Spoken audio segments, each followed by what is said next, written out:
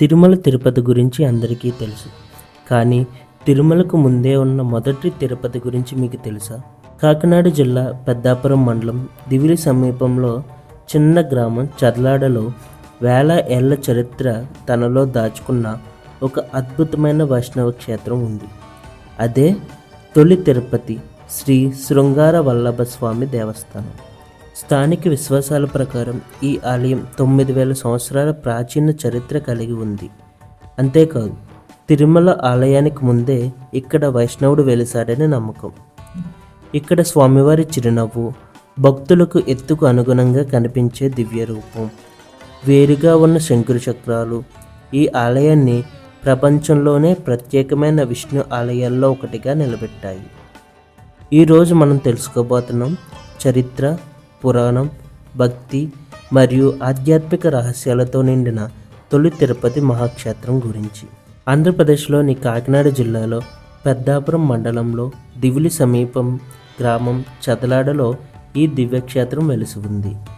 ఈ గ్రామాన్ని చాలామంది చదలాడ తిరుపతి అని కూడా పిలుస్తారు. కానీ భక్తుల హృదయాల్లో ఇది తొలి తిరుపతి. సామర్లకోట రైల్వే స్టేషన్ నుంచి సుమారు 15 కిలోమీటర్ల దూరంలో, కాకినాడ నుంచి సుమారు 31 కిలోమీటర్ల దూరంలో ఈ ఆలయం ఉంది. పచ్చని పొలాలు, ఏలేరు కాలువ ప్రవాహం, గ్రామీణ ప్రశాంతత ఇవి అన్నీ కలిసి ఈ ఆలయానికి ఒక అద్భుతమైన ఆధ్యాత్మిక వాతావరణాన్ని సృష్టిస్తాయి. ఈ ఆలయాన్ని తొలి తిరుపతి అని ఎందుకు పిలుస్తారు? స్థానిక పురాణాల ప్రకారం భగవంతుడు శ్రీ మహావిష్ణువు శ్రీ శృంగార వల్లభ స్వామి రూపంలో మొదటిగా వెలిసిన ప్రదేశం ఇదేదని విశ్వసిస్తారు. అందుకే మొదటి తిరుపతి అనే అర్థంతో ఈ గ్రామానికి తొలి తిరుపతి అనే పేరు వచ్చింది. స్థానిక భక్తుల నమ్మకం ప్రకారం తిరుమలలో శ్రీ వెంకటేశ్వర స్వామి ఆలయం వెలిసే ముందే ఇక్కడ విష్ణువు ఆరాధన జరిగేది. అందుకే ఈ క్షేత్రానికి ప్రత్యేకమైన వైష్ణవ ప్రాముఖ్యత ఉంది. ఈ ఆలయంలో అత్యంత అద్భుతమైన విషయం స్వామివారి రూపం. ఇక్కడ మూల విరాట్టు శ్రీ శృంగార వల్లభ స్వామి. శృంగారం అంటే అందం, ప్రేమ. స్వామివారి ముఖంలో కనిపించే చిరునవ్వు కారణంగానే ఈ పేరు వచ్చిందని చెబుతారు. సాధారణంగా మనం చూసే వెంకటేశ్వర స్వామి విగ్రహాల కంటే ఇక్కడ స్వామివారి రూపం ఎంతో భిన్నంగా ఉంటుంది. అత్యంత ఆశ్చర్యకరమైన విషయం ఏంటంటే భక్తులు ఏ ఎత్తులో ఉంటే స్వామివారు కూడా ఆ ఎత్తులోనే కనిపిస్తారని విశ్వాసం. పిల్లలకు చిన్నగా, పెద్దలకు పెద్దగా స్వామివారు దర్శనమిస్తారని అనేక భక్తులు చెబుతుంటారు. ఇది ఈ ఆలయానికి అత్యంత దివ్యమైన ప్రత్యేకంగా భావిస్తారు. ఇంకో విశేషం, ఇక్కడ స్వామివారి శంకు చక్రాల స్థానం. సాధారణంగా విష్ణుమూర్తి విగ్రహాల్లో శంకు చక్రాలు ఒక ప్రత్యేక క్రమంలో ఉంటాయి. కానీ తొలి తిరుపతిలో మాత్రం అవి భిన్నంగా కనిపిస్తాయి. ఈ ఆలయ స్థల పురాణం ధ్రువుడి కథతో ముడిపడి ఉంది. ఉత్తానపాద మహారాజుకు 2 భార్యలు, సునీతి, సురుచి. సునీతికి ధ్రువుడు జన్మించగా సురుచికి ఉత్తముడు జన్మించాడు. ఒకరోజు చిన్నారి ధ్రువుడు తన తండ్రి ఒడిలో కూర్చోవాలని ప్రయత్నిస్తాడు. కానీ సురుచి అతడిని అవమానించి పంపిస్తుంది. దాంతో బాధపడిన ధ్రువుడు తల్లి సునీతి సూచనతో భగవంతుడిని పొందేందుకు అడవులకు వెళ్తాడు. అప్పుడు మహర్షి నారదుడు ధ్రువుడికి కనిపించి ఓం నమో భగవతే వాసుదేవాయ అనే మంత్రాన్ని ఉపదేశించి తపస్సు చేయమని చెబుతాడు. కేవలం 5 సంవత్సరాల వయసులోనే ధ్రువుడు 6 నెలల పాటు ఘోర తపస్సు చేస్తాడు. ధ్రువుడి భక్తికి ప్రసన్నుడైన శ్రీ మహావిష్ణువుడు ప్రత్యక్షమవుతాడు. కానీ విష్ణువు యొక్క అపారమైన దివ్య రూపాన్ని ధ్రువుడు చూడలేకపోతాడు. అప్పుడు భగవంతుడు చిన్న రూపంలో దర్శనమిచ్చి ధ్రువుడిని ఆశీర్వదించాడని పురాణం చెబుతోంది. అప్పటి నుంచి భక్తుల కోరిక ప్రకారం తమకు నచ్చిన రూపంలో దర్శనమివ్వగల శక్తిని విష్ణువు ధ్రువుడికి ప్రసాదించాడని చెబుతారు.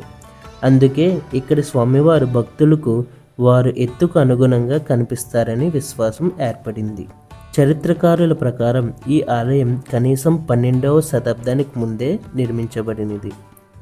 ఆలయంలో కనిపించే శాసనాలు స్థానిక రాజులు చేసిన భూదానాల గురించి తెలియజేస్తాయి. ఈ ప్రాంతం ఒకప్పుడు ప్రోలునాడు అని పిలిచేవారు. శాతవాహనులు, తూర్పు చాళుక్యులు, కాకతీయులు, రెడ్డి రాజులు, పల్లవులు, గజపతులు ఇలా అనేక రాజవంశాలు ఈ ప్రాంతాన్ని పాలించాయి.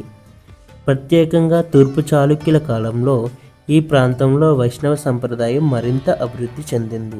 తొలి తిరుపతి ఆలయం ద్రావిడ శైలిలో నిర్మించబడింది.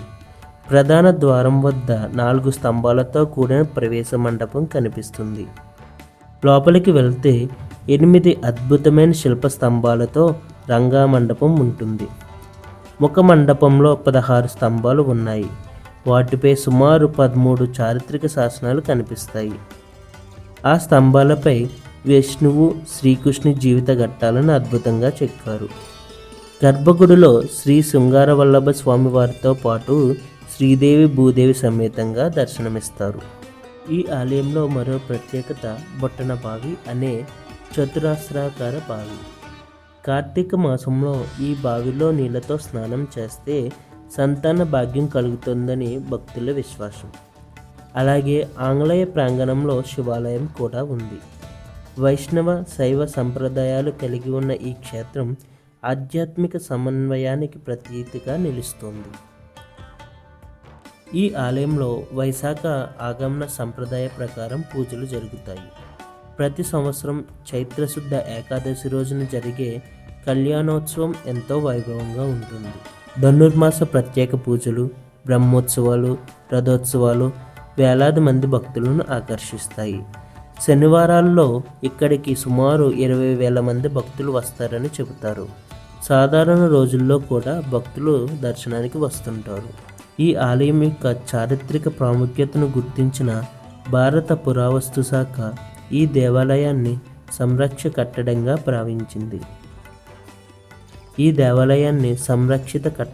ప్రకటించింది. 1956లో ఆలయం ఎండోన్మెంట్స్ శాఖ ఆధ్వర్యంలోకి వచ్చింది. తొలి తిరుపతి ఇది కేవలం ఒక ఆలయం కాదు, ఇది ధ్రువుడి భక్తికి ప్రతీక, ప్రాచీన భారత చరిత్రకు సాక్ష్యం, భక్తుల విశ్వాసానికి నిలువెత్తు ఉదాహరణ. చిరునవ్వులతో భక్తులను ఆశీర్వదించే శ్రీ శృంగార వల్లభ స్వామి వారి దివ్యక్షేత్రం. ప్రతి ఒక్కరూ జీవితంలో ఒక్కసారైనా దర్శించాల్సిన పవిత్ర ప్రదేశం. మీరు ఎప్పుడైనా తొలి తిరుపతి వెళ్ళారా? వెళ్తే మీ అనుభవాలను కామెంట్స్లో తెలియచేయండి. ఈ వీడియో నచ్చితే లైక్ చేయండి. ఇలాంటి చరిత్ర, దేవాలయాలు, ఆంధ్రప్రదేశ్ ట్రావెల్ డాక్యుమెంటరీ కోసం మా ఛానల్ను సబ్స్క్రైబ్ చేయండి. మరో అద్భుతమైన ప్రదేశంతో కలుద్దాం. జై శ్రీమన్నారాయణ.